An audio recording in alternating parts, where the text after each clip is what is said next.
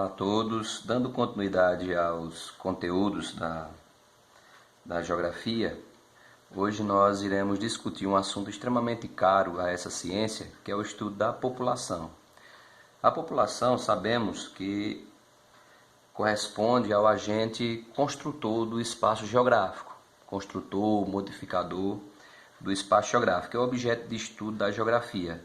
Portanto, a população ela é extremamente dinâmica e essa dinâmica ela interfere na produção desse espaço. Portanto, compreendermos as transformações que ocorrem sobre a população é de extrema importância, até mesmo pelo fato de que a dinâmica e essas transformações da população nos indica alguns aspectos importantes da economia, da cultura, das políticas públicas em determinados territórios. Portanto, a população é extremamente importante para a geografia por esse fato. E nós nos amparamos bastante nos dados que são disponibilizados pela demografia, que é a ciência que estuda a população através do levantamento de dados quantitativos e qualitativos, principalmente realizado pelos governos, pelos estados, no qual esse levantamento de dados é feito através dos censos ou recenseamentos. Os recenseamentos eles podem ser direto, que é aquele no qual o recenseador ele vai de domicílio em domicílio, fazendo levantamento de dados diversos da população, para assim compreender de uma forma mais segura os dados da população ou não, dependendo do tipo de censo demográfico, da forma de estrutura do censo, né? Já os censos indiretos é aqueles em que o governo, o Estado, ele faz levantamento de dados em alguns órgãos, institutos, tem uma relação com o Estado, principalmente hospitais, escolas, enfim. Claro que também há aquele levantamento de dados feitos em igrejas, por exemplo, né? Portanto, os censos eles podem ser feitos de dois tipos. No caso do Brasil, o censo ele é feito de forma direta, são censos diretos, no qual nós temos levantamento de dados aqui no Brasil de 10 em 10 anos. O último censo foi em 2010 e o próximo está marcado para este ano, né, já que estamos em 2020. Pessoal, o estudo da população diz respeito principalmente ao levantamento de dados de alguns conceitos que são muito importantes, são caros à demografia, como por exemplo o conceito de população absoluta. A população absoluta se refere ao montante, ao quantitativo de pessoas que vivem em um território, e esse conceito está diretamente relacionado ao de populoso. Territórios populosos são aqueles que apresentam um número alto de população absoluta. Nós temos aí numa sequência de países mais populosos do mundo, nós temos aí a China, a Índia, Estados Unidos, Indonésia, e o Brasil aparece em quinto colocado aí com 190 milhões lá em 2010, e já acreditamos que a sua população absoluta já tem ultrapassado 210 milhões de habitantes. No entanto, dados oficiais são apenas a partir do censo demográfico. Um outro conceito importante é o de população relativa, ou também densidade demográfica. Enquanto esse primeiro conceito se refere ao quantitativo de pessoas que vivem em um território, a população relativa, na verdade, é uma média da população em um território no qual nós encontramos uma média por cada quilômetro quadrado. Como encontramos esse dado? Na verdade, você pega a população absoluta dividido pelo território em quilômetro quadrado, de uma forma muito simples. É claro que a população ela nunca vai se distribuir de forma equitativa e igual pelo território. Há uma distribuição desigual praticamente em todos os territórios quando investigados. No caso do Brasil, a maior parte da população sabemos que se concentra principalmente no litoral, e essa concentração na costa, né, essa concentração na costa tem uma relação direta com os aspectos históricos de colonização do Brasil e posteriormente a urbanização que se concentrou principalmente na faixa litorânea, na faixa costeira do Brasil. A população relativa, turma, tem uma relação com o conceito de povoado. Povoado diz respeito a territórios em que é analisada essa densidade demográfica. Países, territórios que apresentam elevadas densidades demográficas são denominados de densamente povoados e o contrário são fracamente povoados.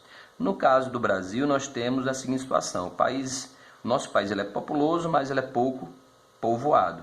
Há países que são populosos e povoados ao mesmo tempo, como por exemplo o Japão.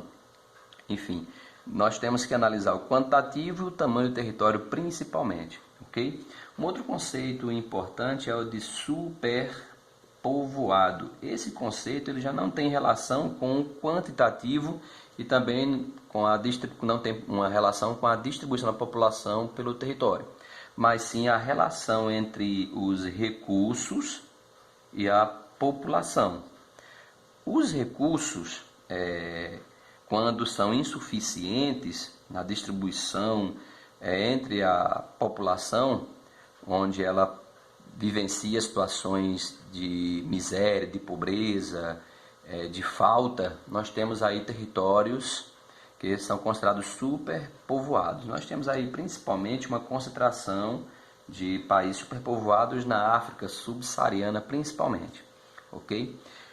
Turma, é importante lembrarmos que a distribuição da população ela segue principalmente dois fatores, que são os fatores naturais e os fatores econômicos.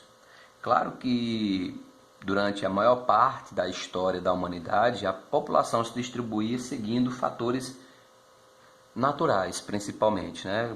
Se concentrando principalmente aí nos espaços denominados de ecúmenos, que são áreas que facilitam, que tem uma maior facilidade de povoamento, né? De povoação dos indivíduos. São exemplos áreas de planícies, regiões que apresentam solos mais férteis, regiões próximas de recursos hídricos, enfim. Esses fatores acabam que facilitando a ocupação humana. Já ao contrário, são denominadas de anecúmenas ou anecúmenos e são exatamente o contrário, regiões montanhosas, regiões que não têm uma disponibilidade de recursos hídricos de forma favorável. Enfim, são espaços que dificultam o povoamento. Então, nós temos aí a maior parte da nossa história influenciada principalmente por fatores naturais. No entanto, nos últimos séculos, principalmente depois da Revolução Industrial, nós temos aí como principal fator que influencia, que orienta a ocupação humana, principalmente os fatores econômicos, são os fatores econômicos. E principalmente nas áreas urbanas, haja vista aí a maior concentração de empregos, a maior concentração de oportunidades, né? Então nós temos aí esses dois fatores que nós temos que considerar, os fatores naturais e os fatores econômicos, ok? Um outro conceito importante, turma, continuando aqui, é o de crescimento natural ou vegetativo. O crescimento natural de uma população nós encontramos a partir de dois indicadores, que é a taxa de natalidade e a taxa de mortalidade. A taxa de natalidade se refere ao número de nascimentos em um ano multiplicado por 1000 dividido pela população absoluta. E a taxa de mortalidade diz respeito ao número de óbitos, de mortes durante um ano multiplicado por 1000 dividido pela população absoluta. Portanto, a partir da relação entre taxa de natalidade e mortalidade, nós temos o crescimento natural de uma população, que que pode estar vivenciando um regime demográfico em 3 situações. Nós temos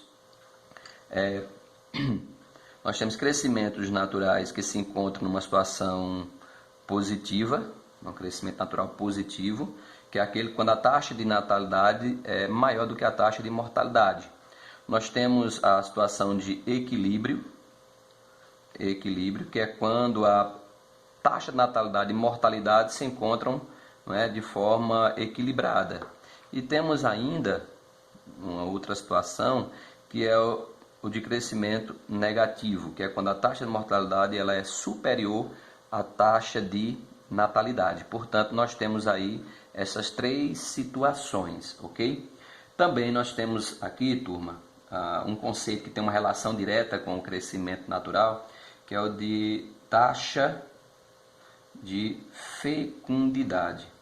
A taxa de fecundidade diz respeito ao número médio de filhos por mulher em idade reprodutiva, que vai de 15 a 40, 45 anos aproximadamente. É importante destacarmos aqui a importância, a relevância desse indicador, porque ele pode nos indicar o nível de desenvolvimento de uma nação. Quanto maior a taxa de fecundidade, é sinônimo que o país ainda enfrenta alguns problemas socioeconômicos, haja vista que as famílias, quando são muito numerosas, ou seja, a taxa de fecundidade é muito alta por mulher, é sinônimo de que a escolaridade ainda é reduzida, que o atendimento médico hospitalar, ou seja, há deficiências nesse sentido, ok? E quando a taxa de fecundidade ela decresce, quando ela é mais baixa, é sinônimo que o país está avançando economicamente, culturalmente, principalmente relacionado aos aspectos de educação. Ok?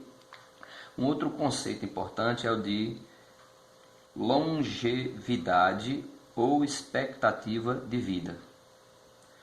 Longevidade ou expectativa de vida. É também um outro conceito relevante porque ele pode nos indicar aí o nível de desenvolvimento de uma nação, de um país. A longevidade trata-se da média de vida de uma população. Quanto maior a expectativa de vida, a população possui condições econômicas favoráveis, benéficas. E quanto menor a longevidade, a expectativa de vida, é sinal de que o país enfrenta ainda grandes problemas econômicos. Okay? Um outro conceito importante aqui na demografia é o de taxa de mortalidade infantil. A taxa de mortalidade infantil nós encontramos da seguinte forma: a quantidade de mortes de crianças antes de completar 1 ano de vida, multiplicado por 1.000, tá certo? Aliás, para cada grupo de 1.000 crianças que nascem vivas, antes de completar 1 ano de vida, aquelas que morrem entram nesse indicador, ok? A mortalidade infantil também nos indica aí o estágio, o nível de desenvolvimento de um país, de uma economia, pois quanto maior a mortalidade infantil, é sinônimo que o país ainda enfrenta problemas sérios em diversos aspectos econômicos. E quanto menor esse indicador, é sinal que o país está avançando, se desenvolvendo. Nos países desenvolvidos, essa taxa dificilmente ultrapassa aí as 5 crianças para cada grupo de 1.000 que nascem vivas, morrem aí antes de completar 1 ano de vida. Portanto, nós temos aqui alguns conceitos, há outros conceitos demográficos que são importantes. Estamos aqui apresentando apenas aqueles que são mais relevantes. Nós vamos tratar aqui no decorrer da nossa exposição sobre a população. Bem, vamos dar continuidade aqui agora com o crescimento da população mundial e da população brasileira. O crescimento da população, jovens, quem porventura assistir esse vídeo, ela acaba aqui nos oferecendo elementos importantes da própria história da humanidade, pois a população mundial ela cresceu em fases, em períodos de certa forma demarcado, delimitado e que vai corresponder exatamente a algumas grandes mudanças na história política, econômica e cultural da população mundial. Nós podemos tratar do crescimento da população em 3 períodos de fases do crescimento da população. Nós podemos iniciar aqui a nossa abordagem no início da era cristã, ou seja, um pouco mais de 2000 anos atrás. Há estimativas de que a população mundial ela era aproximadamente de 250 milhões de habitantes. Essa população ela só veio a dobrar de tamanho apenas 1650 anos depois, chegando aí a 500 milhões de habitantes no mundo. Esse período de 1650 anos, nós podemos considerá-lo um período de tempo bastante prolongado para que a população crescesse apenas 250 milhões de habitantes. Vocês vão entender o porquê dessa fala, que foi um período muito longo para um crescimento tão pequeno, porque o que veio em seguida, a partir, por exemplo, de 1800, que é quando a população vai atingir aí bem próximo de 1 bilhão, na verdade vai chegar a 1 bilhão por volta de 1802, 1803, mas vou pegar aqui essa data aqui arredondada para tratarmos aqui quando a população alcança o primeiro bilhão de habitantes. Vejam que durante esse longo período de tempo, 1800 anos, a população só cresceu basicamente aí 750 milhões de habitantes. Foi um período considerado pelos demógrafos de crescimento lento da população. Por que o crescimento era lento? Porque as taxas de natalidade e as taxas de mortalidade eram praticamente equilibradas. Nasciam muitos, mas também morriam muitos. Sabemos muito bem os motivos porque as taxas de mortalidade eram elevadas, eram altas por conta das guerras, dos surtos de epidemia, surtos de fome.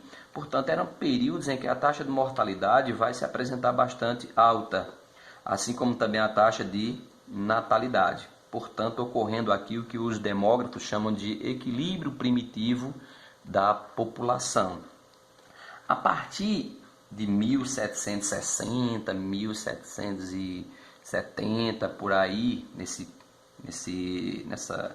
período da nossa história, em um determinado espaço do globo vai ocorrer mudanças, transformações. Estou tratando aqui da Europa.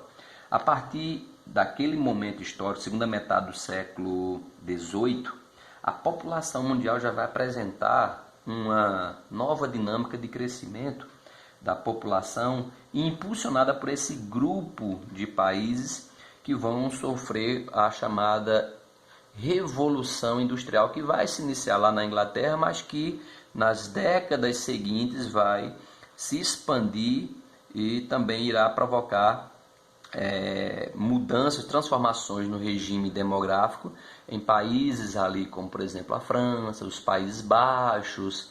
Posteriormente nós temos os Estados Unidos, um pouco mais à frente Itália, Alemanha, o próprio Japão lá na Ásia. Enfim, esse grupo de países que se industrializavam, os impactos imediatos a isto era o processo de urbanização.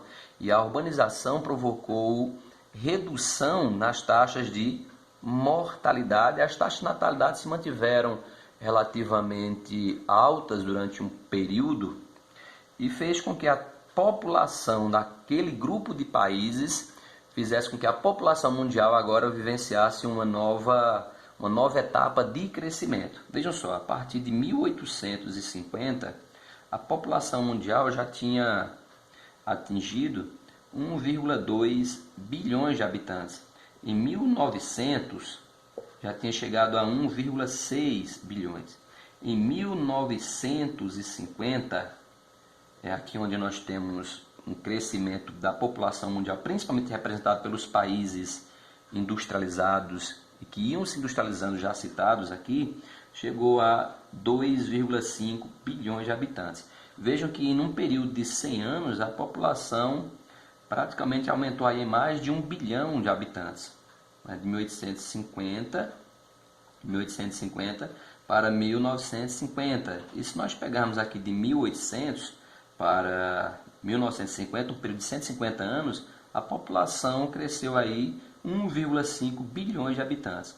Vejam que esse período aqui, o crescimento ele vai ser considerado mais rápido do que no período anterior, porque as taxas de natalidade vão se manter relativamente altas, enquanto que a taxa de mortalidade vai entrar em queda gradativa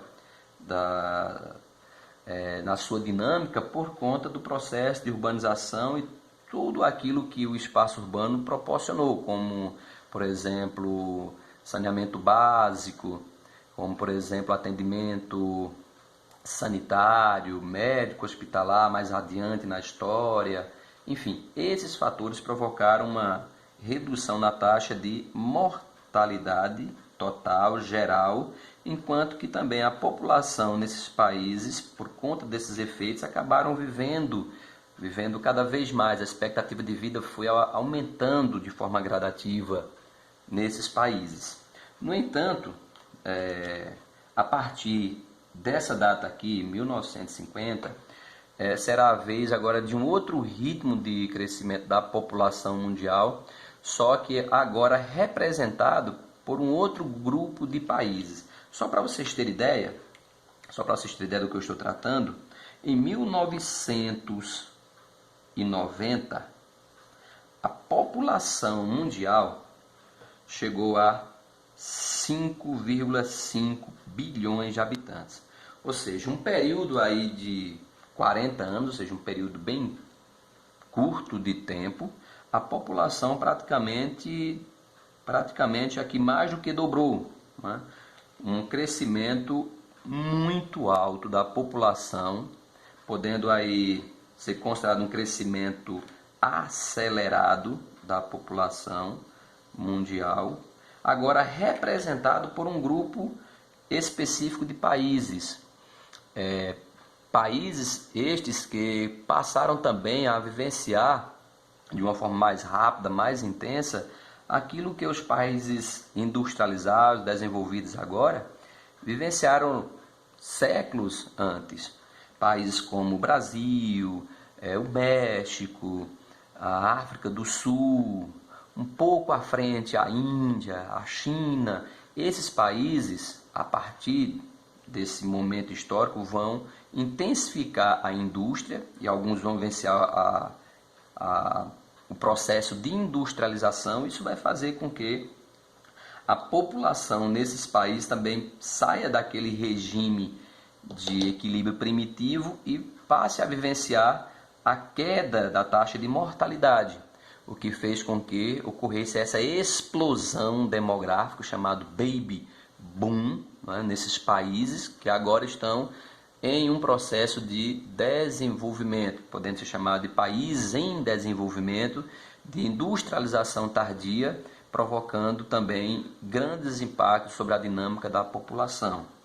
Mais uma vez, a indústria relacionada à urbanização e à melhoria na área da saúde, ou seja, o avanço na medicina, proporcionou aí uma queda da taxa de mortalidade, uma elevação gradativa da expectativa de vida, fazendo com que a população mundial crescesse de uma forma impressionante aí logo após a Segunda Guerra Mundial, e quando nós temos aí a difusão das chamadas multinacionais, hoje denominadas de transnacionais, em direção a alguns países que ofereciam fatores locacionais que viessem a atender às necessidades dessas empresas e dos países do centro da economia global, fazendo com que a dinâmica da população agora tomasse um novo rumo, um novo percurso. É importante aqui, turma, tratarmos de algumas teorias que surgiram em alguns momentos dessa história aqui apresentada para vocês, o crescimento da população mundial, que passaram a especular as causas e consequências desse crescimento da população. Nós podemos chamar de teorias demográficas. E a primeira, aquela que se tornou a mais conhecida, naquele primeiro grande surto de crescimento da população mundial aqui a partir da segunda metade do século XVIII, início do século XIX, nós temos uma teoria bastante conhecida chamada de malthusiana. A teoria malthusiana foi apresentada por Thomas Malthus, um pastor anglicano, lá por volta de 1798, quando apresentou a sua teoria, no qual demonstrou uma realidade alarmante do que poderia vir a acontecer com o mundo dali em diante. Pois Thomas Malthus, quando trouxe aquelas teses, aquelas hipóteses, dizia que a população iria crescer em um ritmo PG, ou seja, crescimento geométrico, iria dobrar a cada 25 anos da forma que ele estava percebendo, né, naquele momento da história. Enquanto isso, os recursos, os alimentos, iriam crescer, na melhor das hipóteses, em um ritmo PA, progressão aritmética. Aqui a conta não fecha, né? Óbvio, um crescimento PA não acompanha um crescimento PG. Para ele, os resultados dessa situação seria surtos de fome cada vez mais frequentes, porque não haveria alimentos para todo mundo, as pessoas iam entrar numa situação de conflito permanente, né, lutando por terras, pelos recursos. Isso iria levar a conflitos, guerras, também epidemias, iriam acometer as populações dali em diante. Para resolver esse problema, que poderia ser caótico dali para frente, ele propôs algumas medidas, tanto de cunho religioso, como de cunho econômico. Por exemplo, ele acabou sugerindo os casamentos tardios. Quanto mais tarde as pessoas casassem, teriam menos filhos. Uma outra sugestão foi que as pessoas tivessem filhos conforme a quantidade de recursos que essa pessoa poderia produzir, ou seja, pelas posses que essa pessoa, essa família possuíam. Então nós temos aí uma série de análises feita por Thomas Malthus, lá no final do século XVIII, e que durante várias décadas foi a principal teoria aí norteadora da análise da população mundial a partir lá de 1750, 60, 70, enfim, ali quando nós temos o primeiro grande surto de crescimento da população impulsionado pelos países que iam se industrializando, ok? Outras teorias só vão surgir de uma forma mais sustentada, principalmente aqui a partir desse momento na história, a partir de 1900, que alguns países vão também ter um maior crescimento da população, também ainda aqueles países de industrialização clássica, tradicional, aquela indústria da primeira revolução, da segunda revolução, que foi a teoria de Warren Thompson, né? De Thompson, que vai apresentar a teoria da transição demográfica. Segundo ele, quando apresentou em 1929 essa teoria, ele dizia que a população, conforme sofresse impactos econômicos, mudanças na economia, o regime demográfico iria passar por fases. Uma primeira fase de crescimento lento, de equilíbrio primitivo. No momento que ocorressem esses impactos proporcionados pela indústria, pela urbanização, as taxas de mortalidade iriam cair, provocando um crescimento mais rápido. A terceira fase seria já uma redução da taxa de natalidade, chegando até mesmo próximo do equilíbrio. E ele só apresenta até a quarta fase, que é quando nós temos aí de fato equilíbrio, taxa de natalidade e mortalidade equilibradas, né? Só que mais recentemente alguns discípulos de Thompson e seguidores da teoria da transição demográfica já apresentaram uma quinta fase, que é quando a taxa de mortalidade ela já é maior do que a taxa de natalidade, fazendo com que a população agora entre numa situação de crescimento negativo. Quinta fase, que é quando a taxa de mortalidade ela já é superior à taxa de natalidade, só para reforçar aqui a informação, ok? Outras teorias vão surgir a partir do pós-guerra, que foi a teoria neomalthusiana e a teoria reformista. Essas duas teorias elas vão se debater com relação ao grande crescimento da população que ocorreu ali a partir de 1950, como os dados já foram apresentados aqui, fazendo com que alguns teóricos viessem a discutir o crescimento da população e a sua relação com as condições econômicas. A teoria neomalthusiana, que irá surgir aqui a partir desse período de 1950, vou colocar aqui nesse espaço, a teoria neomalthusiana, ela vai apresentar a seguinte ideia, que a causa da pobreza nos países subdesenvolvidos residia aí no elevado crescimento da população. Por quê? Um número muito alto, muito grande de jovens dificultava aí os investimentos na área da economia, canalizando os investimentos para as áreas sociais, né, e absorvendo grandes montantes desses recursos governamentais, o que dificultava o crescimento econômico e, claro, o desenvolvimento do país, o desenvolvimento da nação. No entanto, uma outra teoria irá aparecer nesse meio tempo aí para dialogar e se opor à teoria neomalthusiana, será a teoria reformista.